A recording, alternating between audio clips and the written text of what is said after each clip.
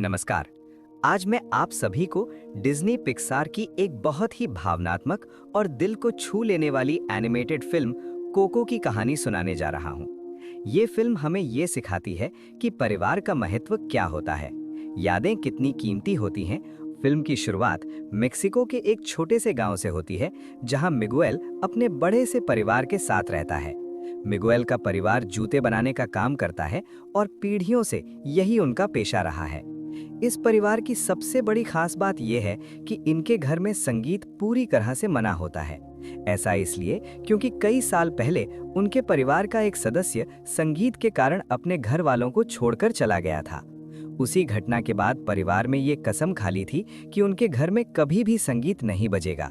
समय बीतता है और डे ऑफ द डेड नाम का त्योहार आता है, जो मेक्सिको में बहुत ही खास माना जाता है।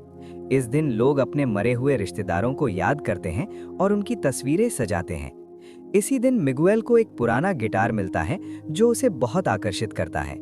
जैसे ही मिगुएल उस गिटार को छूकर बजाता है, उसके साथ एक अजीब सी घटना घटती है और वो अचानक जीवित दुनिया से गायब हो जाता है। मिगुएल खुद को मृतकों की दुनिया में पाता है, जहां सब कुछ रंगीन, रोशनी से भरा और अजीब सा होता है। वहां मरे हुए लोग हड्डियों के रूप में रहते हैं, लेकिन वे पूरी तरह से जिंदा जैसे दिखते हैं। मिगुएल वहां अपने पुराने पूर्वजों से मिलता है और उन्हें देखकर हैरान रह जाता है।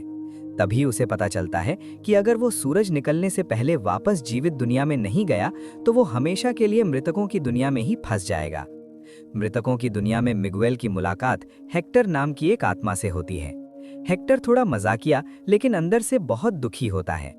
हेक्टर चाहता है कि मिगुएल उसकी तस्वीर जीवित दुनिया में ले जाए, ताकि वहां मौजूद लोग उसे याद रख सकें, क्योंकि इस दुनिया में वही लोग रह पाते हैं जिन्हें जीवित दुनिया में कोई याद करता हो।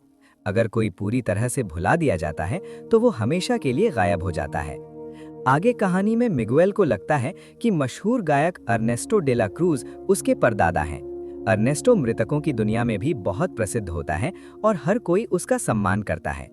मिगुएल उससे मिलने की कोशिश करता है, लेकिन धीरे धीरे सच्चाई सामने आने लगती है। बाद में पता चलता है कि असल में अर्नेस्टो अच्छा इंसान नहीं था। उसने हेक्टर की हत्या कर दी थी और उसके लिखे हुए गानों को अपना बताकर मशहूर हो गया था। यही वजह थी कि हेक्टर जीवित दुनिया से अलग हो गया था और उसकी बेटी उसे भूलने लगी थी। ये सच जानकर मिगुएल को बहुत दुख होता है, लेकिन अब वो हेक्टर की मदद करने का फैसला करता है। अंत में मिगुएल किसी तरह जीवित दुनिया में वापस लौट आता है। वहां उसकी बूढ़ी परदादी कोको होती हैं, जो अब सब कुछ भूलती जा रही होती हैं। मिगुएल उनके सामने हेक्टर का लिखा हुआ गीत गाता है, रिमेंबर मी। जैसे ही गीत बजता है, कोको की यादें वापस आने लगती हैं और उन्हें अपने पिता हेक्टर की याद आ जाती है। इस तरह हेक्टर को भुलाए जाने से बचा लिया जाता है और उसका अस्तित्व बना रहता है। पूरा परिवार फिर से जुड़ जाता है और पुराने झगड़े खत्म हो जाते हैं।